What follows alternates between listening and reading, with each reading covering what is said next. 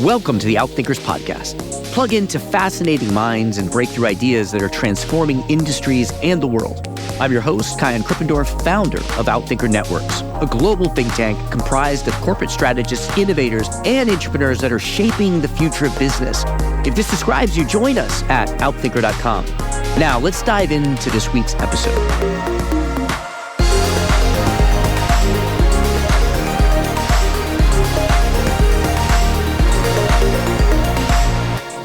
The new wave of intelligent technologies is just especially true. Make it so that a single expert can self-serve far more often to far better results. They don't need novices as much to help in the work anymore. That just means that right when we need people to be building skill the most, that next generation is just going to struggle a lot to find a way forward to build that skill through human connection and dealing with complexity.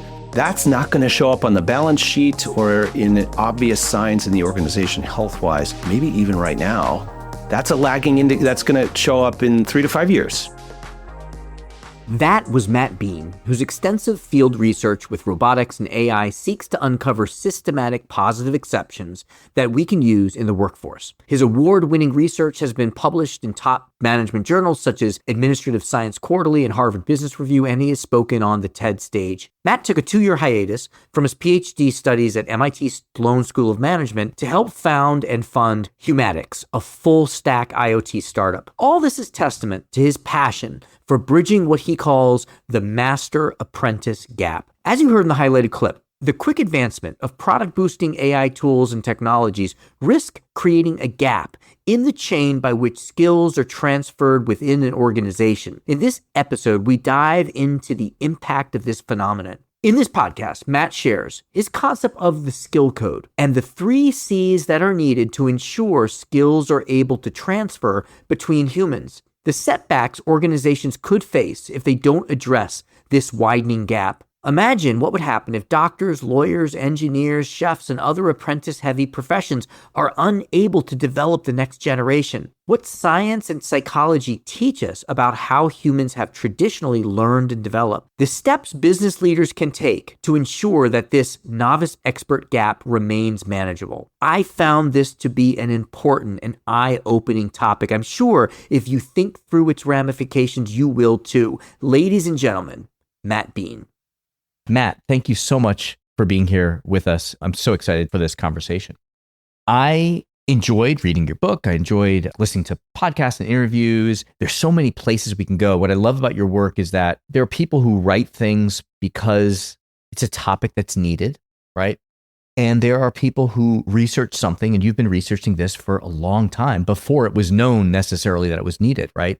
And so now it is more important than ever. So I'm excited to unpack that with you. I want to open up with 2 questions I ask everyone before we get into it. The first one is just for us to get to know you a little bit personally, may have nothing to do at all with your work, is if you could complete the sentence for me. If you really know me, you know that. I am an absolute science fiction obsessed geek. What's a recent science fiction book or movie or show that you would recommend? Thank you so much for giving me the chance to give a great shout out to a book called There Is No Antimemetics Division. What? What does antimemetics mean? The author's name contains no vowels, QNTM.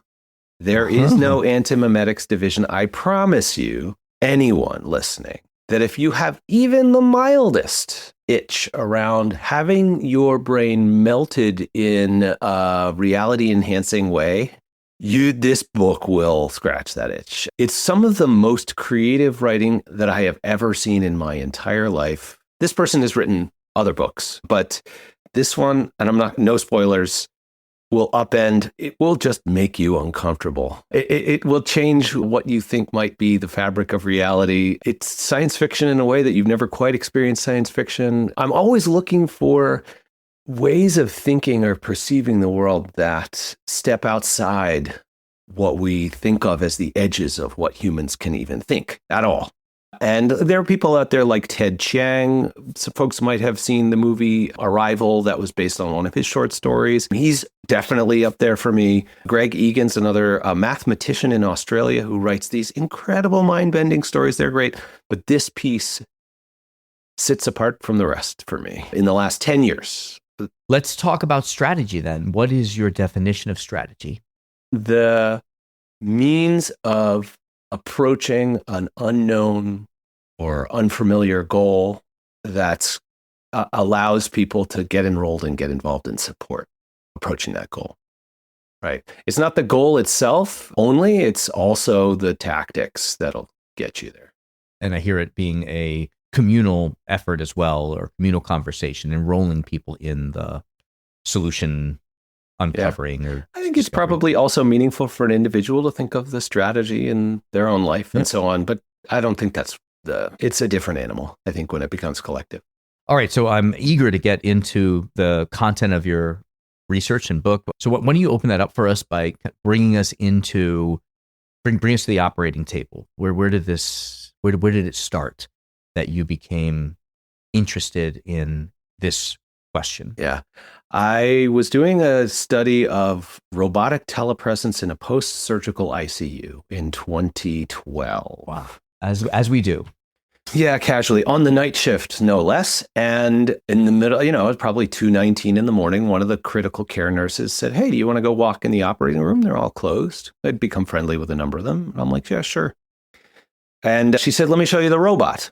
And I'm like, "The what now?" Because they all knew that I studied robots. I was the robots and work guy. So her name was Danielle. She's like, "Let me go walk you down the hall." And we poke our head in this room and I see easily 1,000-pound four-armed robotic apparatus up against the wall with its arms curled up like four snake heads ready to strike. And in the other corner of the room, and she said, "There's the control console." And I look over there and there's another like 800-pound, 1,000-pound sort of small, like a bumper car style thing that you'd rest your face in with two windows for where you look, like a faceplate. I picture it like maybe like when you're getting your eyes examined. Sometimes you put your face into exactly. Or these days, picture an Apple Vision Pro or an Oculus 2. I was a VR nerd at the time, so I'm like, I see that. That's a stereoscopic like display, but also had these intricate hand controllers tucked underneath there. You'd sit down at it and it had foot pedals. Even I noticed foot pedals, and this thing controls that thing, and so we had to go. Like, we weren't really supposed to be there, so I split. But that made me realize, boy, that thing is like really different than rolling up to a bedside with a patient with two people, some scalpels and retractors, and using your four hands to do surgery. And I've always been, through all my work, even before going back to school, obsessed with how people learn stuff, in particular build skill. And so I went. Within the next week, I wrote up a dissertation proposal, like a quick draft for my advisor to say, I want to know how you learn to play that game versus how you learn to do traditional surgery. Because that's just a giant Xbox controller. I mean, give me a break. That's radically different than what we think of as surgery. Training's got to be really different. That's closer to flying a plane or something. And I mean, I didn't even know what I was talking about. So I wasn't even watching a procedure. I just looked at the device and thought, how does training work? It turns out terribly is the answer, because everybody's trying to learn how to do that using older methods, approved methods that are appropriate for traditional surgery. Formal methods is kind of what I'm hearing as well. Well, actually, no. In fact, they're relying on a 160,000-year-old playbook for how you learn something, which is to say, shoulder to shoulder, elbow to elbow with somebody who knows more. Let's get to work. You help me out a little bit. And just by the doing, you're going to slowly, informally learn. Sure, there's plenty of book learning you've got to do before you get to even set foot in that room. But once you're there, the assumption inside surgery, but also literally most professions and occupations around the world for thousands of years has been, sure, fine. Learn a few concepts, read a book, but you got to then show up and you get to do what I say you get to do until you prove to me that you can do more. And then you get to do more and you want to earn that trust and respect from me. So you're going to try hard. It's this informal social compact. In surgery, this is known as dwell time. Like there are papers about dwell time. Dwell means like literally you're in the OR. And the assumption is if you're in the OR, that's the best place for you to learn. You're going to be learning, forget the books, forget the classes at that point. The more dwell time, the better. It just turns out we're breaking that. We broke it in surgery with this new technology. We're breaking it everywhere now with technologies like ChatGPT and so on. We can get into that. But they also have this lingo in surgery, see one, do one, teach one. That's the sort of description of how you see one, do one, teach one, right? So you start in the beginning, you get to watch a little bit, maybe help on the edges, and that gets you oriented. You know the basic support tasks. Then you get to start to do a little bit more. And the more you do, then eventually you're going to find yourself with somebody looking over your shoulder. And you start, even though you're not graduated, the chief resident in a program, for example, this is somebody who's been there for 5 years, still on paper in training. They're coaching that junior resident. It's not the senior attending that's coaching them. So there's this sort of life cycle of that. And there is archaeological evidence for that going back, no joke, 160,000 years. And there we are nuking that process by the way that we're deploying intelligent tech like robots and AI now, because it makes that novice optional in the work. It allows the expert to be more self-serve. They need less help. And that's great for them. They get better results. The organization loves that too. Good investment. But you're not investing in the next expert. Before we go there, so I just want to help people kind of visualize this. Talk to us about some of the fields of where this kind of show one, do one, teach one. Like I love that you talk about restaurants, for example, certainly medical fields. Just bring it to life for a little bit. What are some other domains or fields? Yeah, so that was the right after I finished robotic surgery, I had this burning question like, wait, is this just this trainee optional block to learning this informal process just a surgery thing? I didn't think so, but you need data to verify these kind of things. So I ended up writing up a Harvard Business Review article that went across over a dozen different occupations and contexts, ranging from investment banking, online education, policing, bomb disposal. I'm trying to think of other examples in there. Oh, chip design and various kinds of engineering. I mean, I got they say 12, and I brought it down to 4 for that paper, which is online education, investment banking, an internet startup, and policing. And like beat cops in LA. And exactly in the abstract level, exactly the same thing going on. And in those fields, how does that skill develop or transfer? Well, so let's just take, for instance, the case of the internet startup. So it turns out that the critical learning that needs to go on there is the founder and the core engineers from the customer. And how you build skill and what you build it about, it's not always within an occupation, like the senior software engineer teaches the junior software engineer informally and so on. In many cases, it's founder and core engineering team need to stay close to the customer so they understand what the changing requirements are, what's not working, what to build, how to set strategy, actually. And that's a matter of skill. It's not just conceptual understanding. Like you have to actually get good at learning from your customer. And in the case of this internet startup, managers, they became sort of mid-sized by the time I got the data. Most of them outsourced their customer contact to a call center in the Philippines and then to another one based in the States. And it didn't do sort of ride-alongs with those folks and just focused on the code, so to speak. A few deviant managers managed to keep their skills sharp in this sort of strategy setting and tech development and product development front by skipping management responsibilities inside the firm to do ride-alongs with those folks in the Philippines and join customer calls. And they got in some trouble for doing that because that's not a matter, that's not something that you should be focused on at this point. We need to grow the business. We need to enrich the code base, that kind of thing. The imperative on the street inside this little firm was, we've outsourced that. What are you doing? Don't go spending time, So the modal interaction, just like in surgery, the novice got separated from the action and they stopped learning. The managers inside that firm stopped building their skill around customer contact, product discovery, development, and strategy setting because they were the novice in that setting. It's weird. I mean, their formal authority was high, but they're the novice in developing that capability, that skill. And their mentor was their customer. in that case. Right. I see. Fascinating. I think like a definitional kind of clarification would be helpful here. What is the definition of skill? Like as opposed to knowledge, let's say. Exactly. The ability to reliably get results in uncertain conditions under pressure. Wow. The ability to reliably get results in uncertain situations under pressure. Under Did I say that pressure. right? Yeah. Under pressure. And why is pressure in that definition? Because if it's easy, then sure, you have a little skill. But really what counts is your ability to get results in the real world, not in pristine conditions. And so what pressure is going to vary for you, for me, for organizations, for occupations, and so on. But it has to be difficult. You have to be in a setting where it requires your focus, it's valuable work, and mistakes are costly. So there has to be some sort of pressure. It can be customer pressure, it can be time pressure, it can be in surgery, you've got life and death kind of pressure, or simply financial pressure. It doesn't matter. If you've got skill, you can still get results, not just one time, but reliably in that kind of context.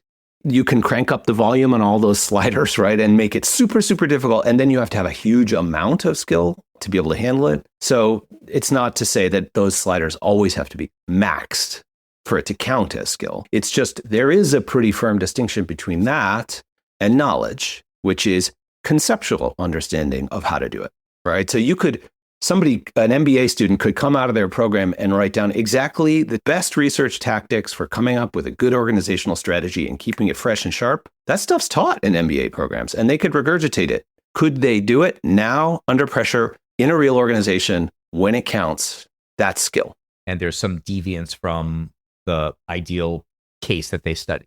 Got it. I'd love to break that down a little bit further. And you talk about challenge, complexity, connection. And at least in the first two, you also talk about that sliding scale of it not being too much, but the right amount. If you don't mind just unpacking, let's just start with challenge. What do you mean by challenge? Yeah, sure. So the quick commercial for what those three letters are about and why they're even in the book. The first third of the book is my best attempt looking across all the research I'm familiar with, my own, other people's, to figure out when people succeed at learning and building a skill at work, what conditions were they in? What is consistent about their experience across all occupations, all technology, and so on? Because if we know what that is, then everyone can look at their own setting and say, do I have those things in place? And if not, what can I do to make them better? And it turns out that the challenge, complexity, and connection that's the name of the book, the skill code. Those are the three ingredients. They get arranged differently for different occupations, people, organizations, industries, and so on. But the claim in that book, if you buy it, I do, certainly I drunk my own Kool-Aid, is that if you want to max the quality of your skill development, those three things need to be in healthy supply. To get to your challenge point, like what is that? Basically, the research from over 13 different areas, I mean, everything from kinesiology to social psychology to sociology to even neuroscience, is that human beings build skill best when we are uncomfortable and we are not performing at our best and we are totally focused. In the case of robotic surgery, these are the residents who, if you tried to talk to them while they're operating, they probably wouldn't register that you were speaking. They hear because they're literally sweating. When they get out of that console, there's sweat on the inside of that faceplate where they're resting their face, right? That doesn't mean they're messing up or they're beyond their domain of where they can perform, but they're close to the boundary of what they can do. And they're leaning into really trying to handle this situation. And they are not happy. They are not comfortable. They are not doing what they know they can do because they are pushing themselves. Or they've got a mentor who's like, come on now. In fact, there's this one surgeon, I love him dearly. Somebody would finish a small portion of a procedure and he would say in a very kind of calm, reassuring voice, that was marvelous. Now do it again, but 1,000 times faster. Right? And he was right because they were like barely making progress. That patient would have been on the table for 12 hours. And it normally takes 3 hours to do the procedure. Unacceptable. It was like, I think it was Jack Handy back on SNL back in the day who did those deep thoughts kind of things. He sounded like that, but he would be like, hurry the hell up, right? And then they would try. then they're learning, because there's a mountain of research on this. Humans do not like feeling uncomfortable. Experiential avoidance is the name of this phenomenon in psychology. Everything we can do basically to avoid feeling uncomfortable, negative emotion, anything like that, we're going to do it. But the irony is, to really build skill and to get good, so to speak, that's exactly where you need to live. I love that. I love that. And so you as an individual can be thinking, for me to build skill, how often am I uncomfortable at work? And for you as a organizational designer, a leader, it's how often are people feeling uncomfortable? Yeah. And the more I look around, the more I speak in organizations, the more data I get, the clearer it is that, people love to complain about padded playgrounds for kids. All right. Organizations have become a bit of a padded playground. Like, people being uncomfortable, obviously there are great reasons why people should not feel uncomfortable in organizations. Plenty of things you need to assure against. But when it comes to pushing yourself, straining towards the edge of your capability, but not past it, that is a zone that many policies in organizations, ways of organizing, are unintentionally hedging against, keeping people out of a zone where they are not performing at their best. If you just look at it on a rational economic basis, the last thing you want to do is have somebody performing at 83% of their capability. You want 95. So why pay that tax? Education's not my business. You went to school, didn't you? Right. Now, if you told that to a pro tennis player or any pro athlete, they spend most of their time practicing, and the good ones, they are never just sitting back and taking free throws. They're like, okay, yell at me while I'm doing this, or I'm going to wear a blindfold, or, they push, they fight for a challenge. They know this. Their coaches know this. Right. So we need those spaces. We need practice arenas, safe places where we can push ourselves to the limit and learn from that. I want to continue on that, but I also want you to cover complexity and connection. Yes. So complexity is one that's a little bit less intuitive, but it was the best way I knew how to square with the research, which basically says, when we think of building skill, we think of like getting good at something. Let's just say it's using a clicker to advance some slides in a PowerPoint talk or something like that. Sure, you got to learn how to use that system and handle advancing slides and deal with where to point that clicker if you're near the stage or what have you. But that's like the focal part of how we build skill. When you're talking about building skill that's reliable under pressure, remember that definition? That has to be robust to surprises and shocks. So practically, skill that you can count on in a pinch is informed by a broader understanding of the context you're operating in. You can do this in a million ways depending on what you're interested in. But for instance, if you start to get pretty good at that clicker, then you should start to be asking questions like, what's this thing plugged into? Or what about the lighting in here? Or who's making money off this event?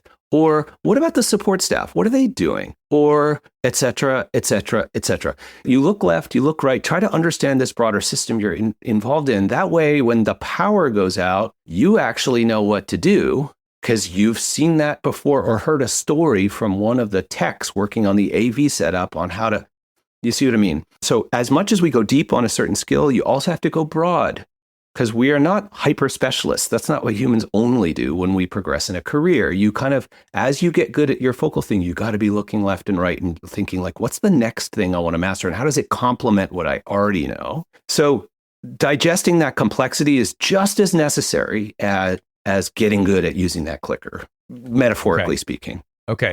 So that's not so much what I hear you say. It's not so much, whereas challenge is about putting yourself in challenging situations. Complexity is less about putting yourself in complex situations, but rather exploring the complexity digesting of the situation. Right. Just got Yeah, exactly. Right. And there are ways to do that are not helpful. There are ways to do it that are helpful. For instance, the research is really clear on this. You want to do the least book learning necessary to start to play the game. It's like barely read the manual before you start to try to program that VCR, so to speak. And then try. And only when you fail do you go back to try to do more book learning. We've sort of inverted that in society. We provide a lot of upfront, excessive book learning, conceptual understanding before letting people roll up their sleeves, try and fail a little bit in controlled settings and ways. Then maybe they'll themselves get motivated to be like, what the heck is going on here? That's where the true motivation for learning can come from. So complexity, it's important to digest it intuitively without conceptual and understanding as much as you can. Like only enough information to start to walk in that room and try the thing is the basic inversion of how we normally think about skill. The last one that was a real pleasure to read and then write about is connection, which is to say bonds of trust and respect between human beings. We do not, in our society, often think of skill, the ability to get results under pressure, as directly related to or necessarily reliant on bonds of trust and respect. But it's a bare fact. The research makes this really clear. Number one, where did you come up with the idea for a skill to master in the first place? Other people. You look up to somebody. You look at a context. You're like, I admire that. I want to pursue that. I want to get that result. That came from human connection. That didn't just come out of your mind, right? So you're embedded in society. But more importantly, the motivation that you need to get up in the morning and push yourself into an uncomfortable place, sometimes it can be totally self-directed, right? You can go and nerd out about a topic.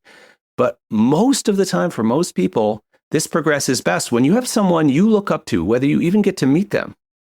But usually you do at work, somebody you want their trust and respect.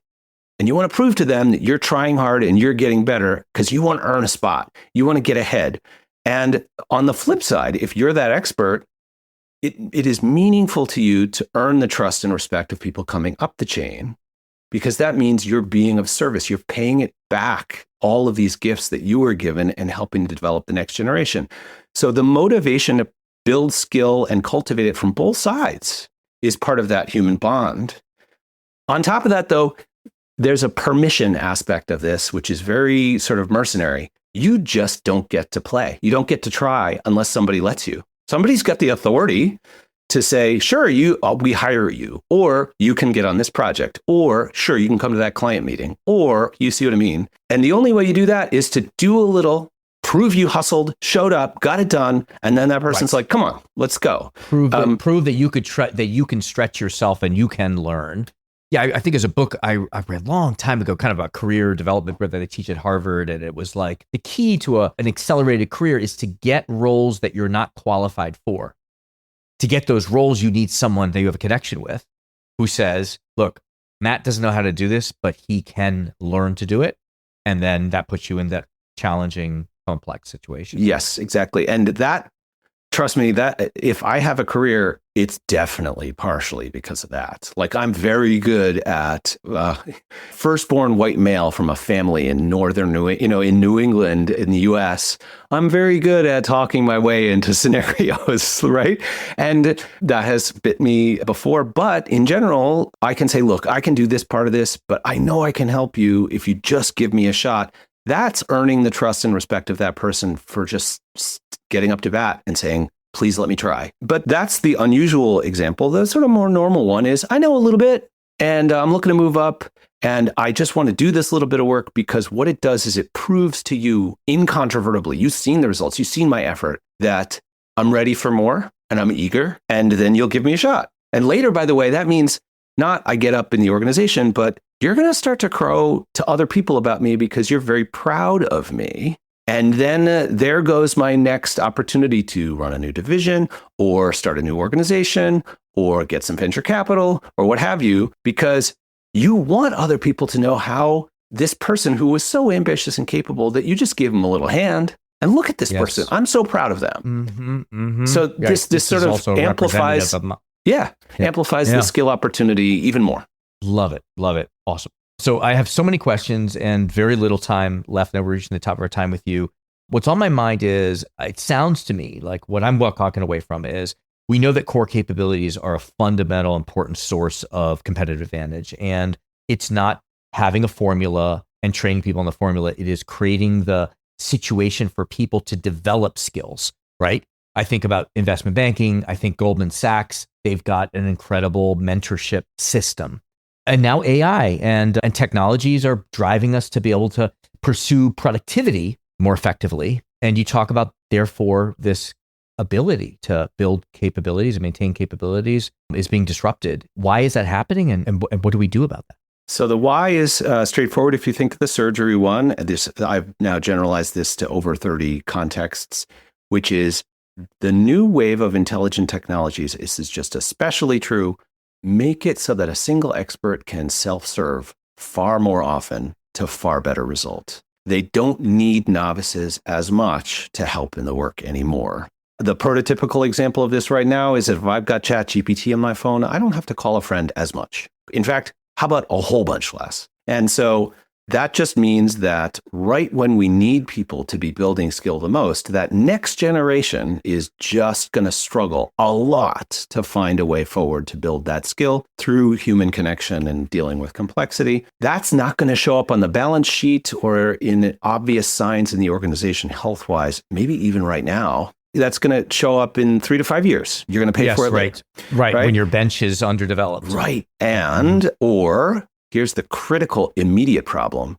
You are not learning from those people on the front lines because it's not just unidirectional, this learning thing. Experts don't just teach novices. New people in organizations, the research on this is really clear. And in occupations, they see stuff that experts are conditioned not to see. They have time to learn stuff. They're learning stuff that is new to the world. Hello, ChatGPT, that senior folks are just too busy and sort of execution focused to really be in the trenches to learn. So in fact, that cycle of learning is bidirectional. And if you kneecap it by making those novices optional, the people who set strategy for an organization, the people who need to be informed about what's useful, not useful, good, bad, indifferent about these new technologies are just going to be underinformed compared to someone who is finding ways to keep that learning loop alive. And so that, I think, is this sort of subtle threat to the learning fabric in organizations. It's all taken for granted that if we don't address, you're just going to be missing critical signal at a time where you need to be better informed than ever.